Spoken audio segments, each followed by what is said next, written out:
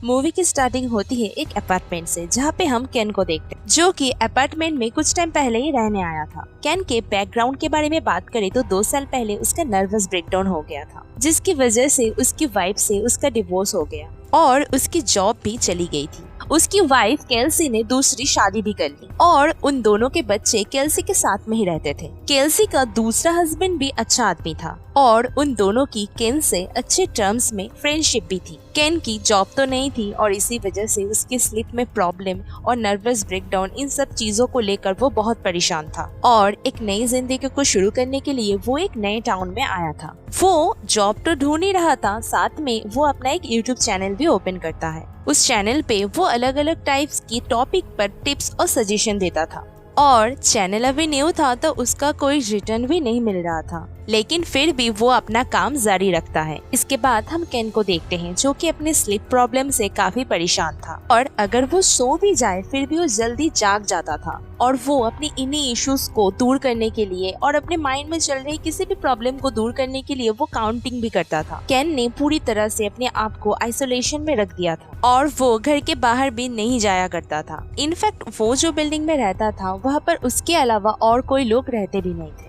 एक दिन वो अपने दोस्त से बात कर रहा होता है और वो लोग ये डिस्कस कर रहे थे कि केन का चैनल कैसे ग्रो होगा। इसके बाद उसका फ्रेंड उसे ये कहता है कि एक वीडियो में उसके पीछे से एक बर्ड अपने आप ही सेल्फ से नीचे गिर गई। केन अपना वीडियो देखता है और अपने कमेंट को चेक करता है तो वो देखता है कि उसके व्यूअर्स ये कह रहे हैं कि उसका अपार्टमेंट हॉन्टेड भी हो सकता है, लेकिन केन इन सब चीजों को नहीं मानता था। इसके बाद केन अपने स्कल्पचर को देखता है। केन के पास बहुत सारे बर्ड्स और एनिमल के स्कल्पचर थे, जो कि मरे हुए एनिमल के बॉडी से ही बनते थे। खैर, अगले सीन में वो अपनी वाइफ केल्सी से बात करता है और वो उसी हॉन्टिंग चीजों के बारे में बताता है। केल्सी ये कहती है कि घर देने से पहले ओनर ने जरूर बताया नहीं होगा कि यहाँ पर कोई डेथ हुई थी या फिर ये बिल्डिंग लगभग 100 साल पुरानी है और हो सकता है ओनर को भी पता नहीं हो और ये भी हो सकता है कि सच में ये बिल्डिंग हॉन्टेड है। असल में केल्सी को गोस्ट वाला टॉपिक काफी चिलिंग लगता था, इसीलिए वो ये सब कर रही थी और वो केन से गोस्ट हॉन्टिंग के बारे में काफी मजाक भी करती है। खैर, अगले सीन में केन इस बिल्डिंग के बारे में ऑनलाइन रिसर्च कर रहा होता है, जहाँ पर उसे ये पता चलता है कि बिल्डिंग 1905 में बनी थी और 1915 में एक लड़की बिल्डिंग के ऊपर से नीचे गिर गई थी, जिसकी वजह से उसकी मौत हो गई, जो कि अपने फादर को मारने की कोशिश कर रही थी। अब वो लड़की तो मर गई लेकिन उसका फादर बच गया। अब ये रिसर्च करते करते केन के नोज अपने आप ही ब्लीड करना स्टार्ट कर देती है और वो उसे नॉर्मल समझकर इग्नोर भी कर देता है और अगले सीन में वो अपने चैनल के लिए एक वीडियो रिकॉर्ड करता है और उस वीडियो में केन उस लड़की के बारे में बात कर रहा होता है। तभी उसका डोर बैंग होना स्टार्ट कर देता है, लेकिन वो बहुत परेशान हो जाता है क्योंकि उस अपार्टमेंट में उसके अलावा कोई और रहता भी नहीं था और किसी के यहाँ पे आने के चांसेस भी नहीं थे। वो डोर को हल्का सा ओपन करके देखता है तो एक हाथ उसको टच करता है और एक लड़की बहुत जोर से चिल्लाती है। इस वजह से केन काफी ज्यादा डर जाता है और बेहोश हो जाता है। अगले दिन वो उठकर अपने फ्रेंड को सब कुछ बताता है और उसका फ्रेंड उसे ये सजेस्ट करता है कि उसको अपना चैनल गोस्ट चैनल बना लेना चाहिए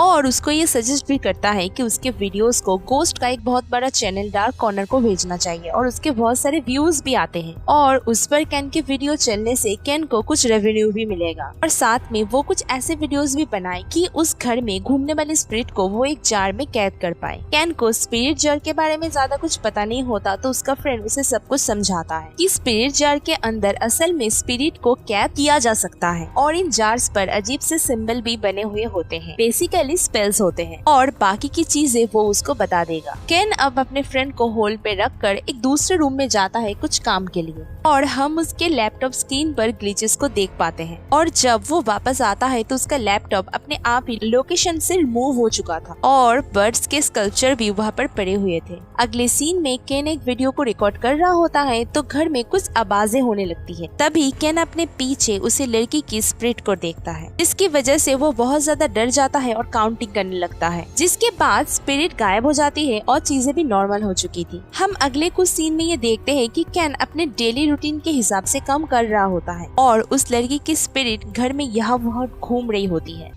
इसके बाद केन अपने फ्रेंड से बात कर रहा होता है तो वो अपने फ्रेंड को स्पिरिट जार दिखाता है और वो उसे ये भी बताता है कि उसने वो जार बना लिया है। इसके बाद केन एक बुक को दिखाता है जिस बुक्स की मदद से भी उसने कुछ लेटर्स मतलब कि स्पेल्स उस जार में लिखी थी। केन अब उस बुक्स में लिखी हुई कुछ लैटिन वर्ड्स को पढ़ता है और उस जार को ओपन करता है उस लड़की के स्पिरिट को कैद करने के लिए। लेकिन सडनली घर की लाइट ब्लिंक करना स्टार्ट कर देती है, लैपटॉप स्क्रीन ग्लिच करने लगता है और कैन चिल्लाने लगता है। कैन के साथ में ही एक लड़की की स्क्रीमिंग भी हम सुन पाते हैं। उसका फ्रेंड ये सब देखकर बहुत परेशान हो जाता है और वो कैन से ये पूछता है कि यहाँ पर हुआ क्या था, जिस पर कैन ये कहता है कि वो बस अपने चेयर से गिर गया था और इसके बाद उसको कुछ भी नहीं पता। इसके बाद कैन वॉशरूम में जाता है और उसके मुंह से एक रिबन निकलता है जिसके बारे में उसको कुछ भी नहीं पता। और दूसरी तरफ हम उस लड़की की स्पिरिट को घर में घूमते हुए देख पाते हैं। इसके बाद कैन केल्सी से बात करता है तो केल्सी उसे गोस्ट वीडियो के बारे में बताती है। इसके बाद कैन डार्क कॉर्नर के वीडियोस को देखता है, जिसे देखते टाइम उसे स्क्रीन पर एक डेमोनिक फेस नजर आता है, जिसे देखकर वो और ज्यादा परेशान हो जाता है। इसके बाद अगले सीन में वो उस किताब के ऑथर से बात करता है और वो ऑथर कैन के जार में बने हुए सिंबल्स को देखकर ये कहता है कि ये सिंबल अलग अलग बने हुए हैं और ये जार एक नॉर्मल जार है और इस जार में कोई भी स्पिरिट कैद नहीं हुई होगी। साथ ही रिचुअल्स के दौरान कुछ ऑफरिंग्स भी जार में डालनी चाहिए थी, जो कि कैन ने नहीं डाली थी, तो ऑब्वियसली जार खाली होगा। इसके बाद कैन जार को ओपन करता है तो वो खाली था। इसके बाद नेक्स्ट सीन में कैन उस किताब को और अच्छे से पढ़ता है और उस किताब में डेमन वाले चैप्टर को भी वो रीड करता है। इसके बाद उसको एक नाइटमेयर आता है जिसमें उस लड़की की स्पिरिट उसे हॉन्ट कर रही थी और साथ ही में एक डेमोनिक फेस भी उसे दिखता। कैन इन सब चीजों से बहुत परेशान हो जाता है और वो बहुत ज्यादा टेंशन में रहने लगता है। इसके बाद एक दिन वो घर में काम कर रहा होता है तो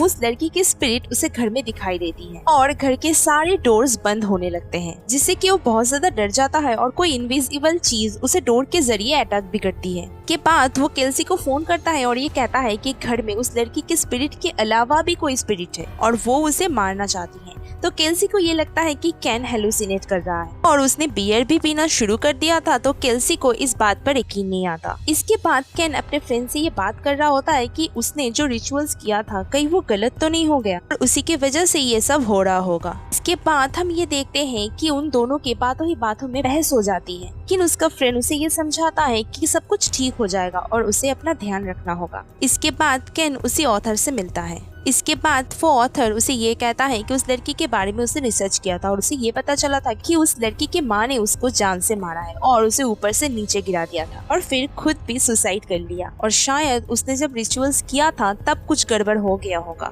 और शायद दूसरी स्पिरिट उसकी मदर की होगी और उसकी मदर की स्पिरिट अब शक्तियों को इकट्ठा कर रही है और जैसे ही वो पावरफुल हो जाएगी वो उस लड़की की स्पिरिट को कैद कर लेगी और उसने जो कुछ भी किया था वो फिर से वो सब कुछ करना स्टार्ट कर देगी, यानी कि ये सब कुछ एक लूप बन जाएगा। मतलब कि उस लड़की की स्पिरिट एक दर्द भरे लूप में हमेशा कैद रहेगी और कैन को उस लड़की की स्पिरिट को आजाद करके उसकी मदद करनी होगी और उसकी मदर की स्पिरिट को कैद करना होगा और इस बार सही रिचुअल करने के लिए वो कैन को अपना सही स्पिरिट जार भेज देगा। इसके बाद वो ऑथर कैन को वो रिबन दिखाने के लिए बोलता है जो कि उसके मुंह से निकला था। ऐसे ही कैन दूसरे रूम में जाता है तो वो ऑथर अपना ही रिचुअल करना स्टार्ट कर देता है और एक येलो लाइट उसके पास जाती है, लेकिन कैन को नहीं पता था कि उसने क्या किया था। इसके बाद हम देखते हैं कि कैन केल्सी से बात कर रहा होता है और ये भी कहता है कि उसका अगले दिन जॉब का इंटरव्यू है और वो ये भी कहता है कि डार्क कॉर्नर की तरफ से उसे लाइव में आने का एक इन्विटेशन भी मिला है। इसके बाद हम डार्क कॉर्नर के लाइव स्ट्रीमिंग को देखते हैं। इसके बाद हम ये देखते हैं कि कैन का फ्रेंड और केल्सी का नया हस्बैंड कैन की तरफ से ज्वाइन है